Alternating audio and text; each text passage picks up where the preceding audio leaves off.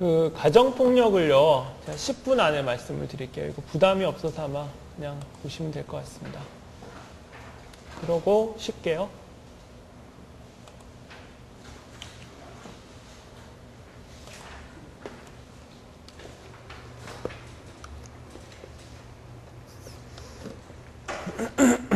아까 우리 CPX 항목 중에 테크닉 말고 닥터 페이션트 릴레이션십의 비중이 높아지는 항목이 있잖아요. 그 중에 최고봉이 바로 가정폭력입니다. 가정폭력은 그 비중이 50% 이상이에요. 왜냐하면은 의사의 태도가 이 가정폭력의 희생자를 앞으로 향후의 라이프를 좌우를 하게 되는 거거든요. 닥터 페이션트 릴레이십이 가정폭력 희생자를 면담하는데 알파와 오메가입니다. 여러분이 꼭 거기에 대해서 염두를 두시면 되겠고요. 그렇지만 기본적으로 밟아야 되는 프로세스는 다 밟으셔야 돼요. 가정폭력의 희생자를 만났을 때 밑바탕에는 이 사람을 보호해주고 하는 것이 가장 기본적으로 깔려야겠지만 알아야 되는 것이 분명히 있죠. 이 사람이 얼마나 다쳤는가를 알아야 되는 거죠. 그리고 누구에 의해 다쳤는가를 파악을 해야 되고요. 옛날에도 그런 적이 있었는가? 앞으로 어떻게 될 것인가, 이 사람이. 이 사람 계속 맞을 것인가? 그거 판단하는 것이 제일 힘든 것 같아요. 의사한테 이 사람 가정사에 개입할 수 있는 권한이 있을까요, 없을까요? 당신은 지금 매 맞는 부인이니까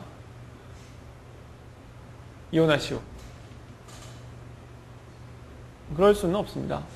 그거는 개인의 그런 프라이버시죠. 의사는 무엇을 할 수 있습니까, 그럼?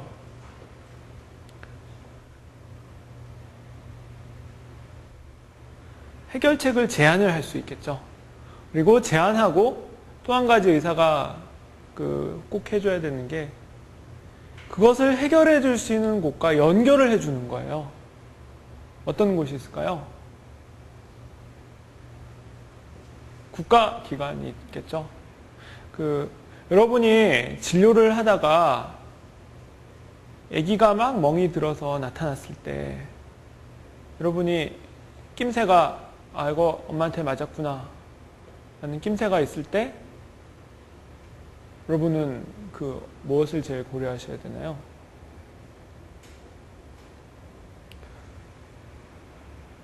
신고해야 될지 말지를 결정하셔야 돼요. 왜냐하면은 가정폭력을 아동학대, 노인학대를 여러분이 인지했을 때 신고를 하지 않으면 여러분이 잘못하는 거예요. 그거는 의사의 의무로 되어 있습니다. 그걸 신고하지 않는 경우에 여러분이 퍼니시를 받을 가능성이 많이 높죠. 근데 일에 치이다 보니까 이런 일이 내가 휘말리면은 나의 인생도 너무 귀찮게 되겠다라고 해서 외면을 하는 경우가 많은데요. 그거는 사실상의 직무유기라고 보셔야 됩니다. 여러분이 그것을 발견했을 때 여러분이 신고하지 않으면은 그 아이나 그 할머니, 할아버지는 죽을 수도 있어요. 그거를 좀 염두에 두셔야 돼요.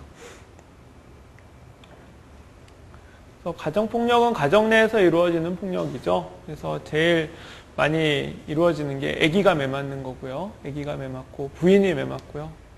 노인이 매 맞는 경우가 많죠. 부인이 남편을 때리는 경우도 있을까요? 예, 있습니다. 예, 부인 매 맞는 남편도 분명히 있어요. 부인보다 약한 남편이 있습니다, 진짜로. 가정폭력은요, 물리적 트라우마보다 범위가 상당히 넓습니다. 밥 안 주는 것도 가정폭력입니다. 내쫓는 거 가정폭력이고요.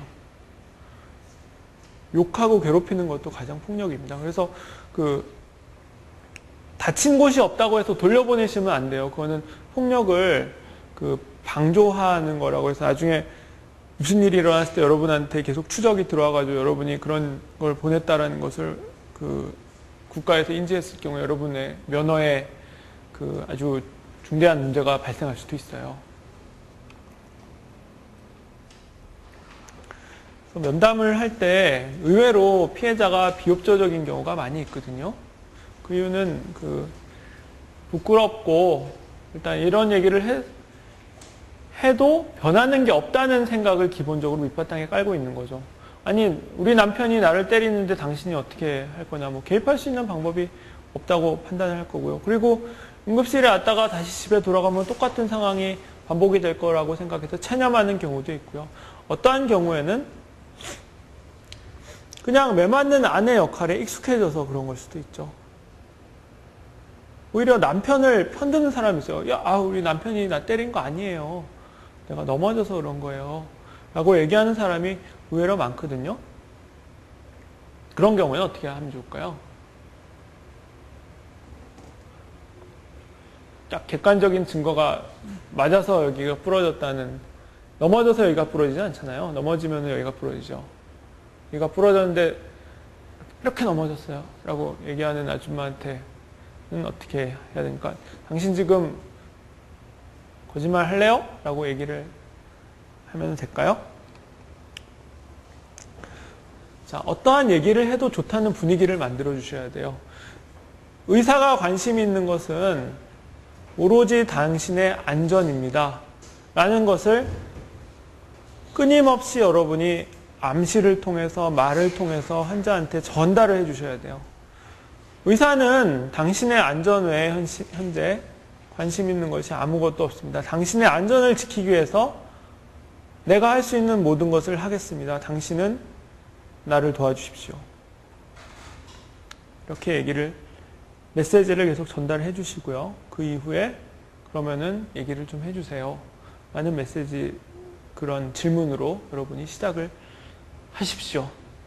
자, 매맞은 부인과 매맞은 남편을 동시에 데리고 면담실에 들어가면은 될 리가 없겠죠. 따로따로 얘기를 해야 되고요. 폭력의 벌어진 상황, 이유, 언제부터 그랬는지 기타 등등의 포괄적인 것들에 대해서 여러분이 병력을 조사를 하시면 되고요. 이런 것들을 계속 면담을 하면서도 계속 여러분이 환자한테 강조를 하고 암시를 주시는 것이 좋습니다. 근데 이렇게 꺼림직한 생각을 가질 수 있는 분도 있을 거예요. 내가 사실 도와줄 수 있는 방법이 있는 것도 아닌데 뻥치는 거 아닌가? 죄책감을 느낄 수도 있죠. 근데 그런 것은 아니에요. 여러분이 도와주려고 하면은 충분히 도와줄 수 있습니다. 여러분이 어디죠? 이런 것을 담당하는 관공서에 연결을 시켜주는 것만으로도 이 사람에게 굉장한 이득이 있거든요. 여러분의 역할에 대해서 절대로 과소평가를 하지 마십시오. 여러분이 어떻게 하느냐에 따라서 이 사람이 살 수도 있고 죽을 수도 있다고 그렇게 생각을 하세요. 정말로 그렇습니다. 그건. 일단 수상에 대해서 반드시 어느 정도 손상이 있는지를 다 가려내야죠. 이거는 병원에서밖에 할 수 없는 거거든요. 경찰서에서 할 수가 없는 거죠. 경찰서에 매맞은 사람이라도 이것을 하기 위해서 병원으로 응급차 타고 오잖아요.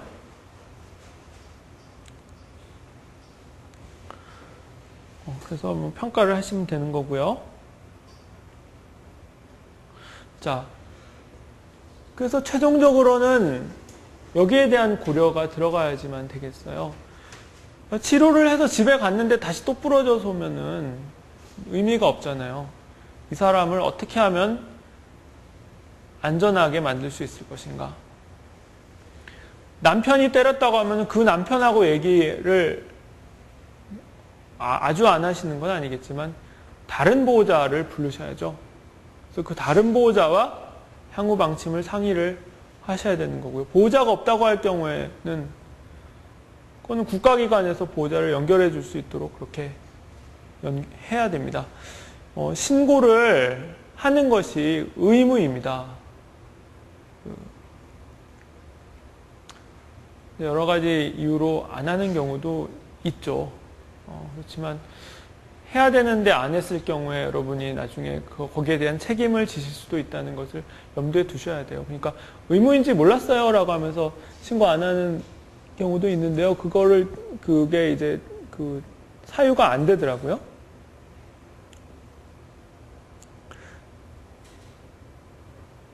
그러니까 신고를 해야 된다는 것을 여러분이 알고 계셔야 됩니다. 네, 이게 환자한테 줄 수 있는 메시지고요. 일단 그 매맞는 상황을 벗어나게끔 환자한테 모티베이션을 줘야 됩니다. 당신이 매맞고 있어서는 안 된다.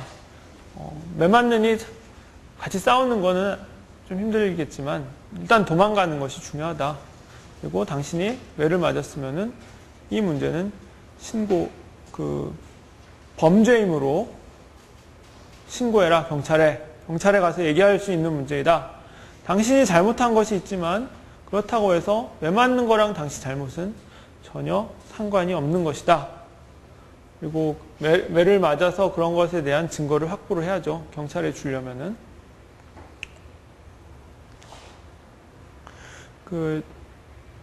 연대에 보면은 신희진이라는 혹시 아줌마 선생님 아세요? 소아정신과? 나영이 조두순 사건에서 이제 뭐 주치했다고 막 언론에 뜬 아줌마가 있는데, 그 아줌마는 아동 학대자를 굉장히 많이 보는데, 경찰서에 전화하고 남편 보호자한테 전화해서 닥달을 하더라고요. 오히려 관공서의 그런 것이 미온적이라고 느껴질 정도로.